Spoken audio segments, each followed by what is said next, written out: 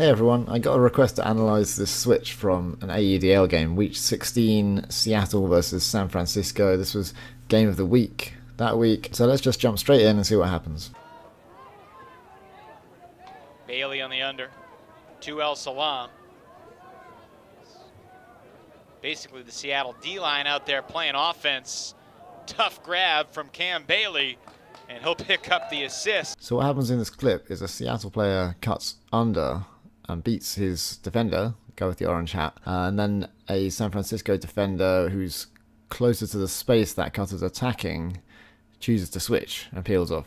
It's usually recommended that switches are initiated from the deepest defender to avoid this type of situation where a deep throw goes.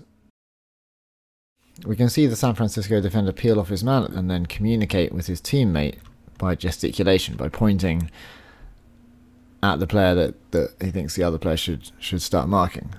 Would it have been possible for the switch to work even though it was initiated by the closer defender? If orange hat defender was on the same page as his teammate and immediately checked to see whether there was any coverage when his mark got free under, then he could have reacted faster and might have been able to get there in time. So he could react immediately when there's the point.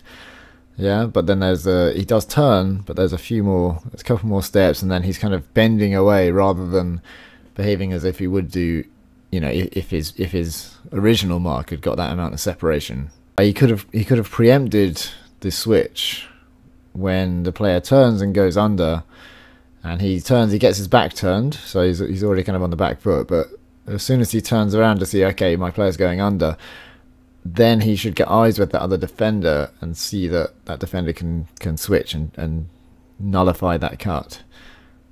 If they're both on the same page in that regard, then he'll be able to mark the other player a lot quicker and potentially stop the throw. All too often there's no urgency in that repositioning after the switch from that second player. But the throw in the end is very accurate, so it's not certain it would have made a difference in this scenario. Okay.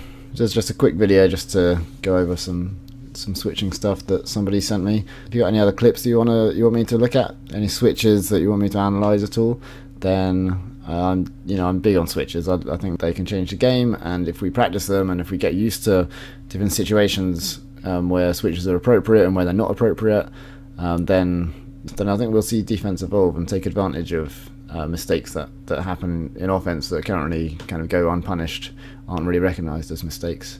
I like seeing switches and I like breaking them down, and I like trying to figure out, you know, how they can be trained better and how people can be getting to the right mentality to get switches working. Thanks for watching this video on switching, and subscribe, and I hope you liked it. Stay tuned for more.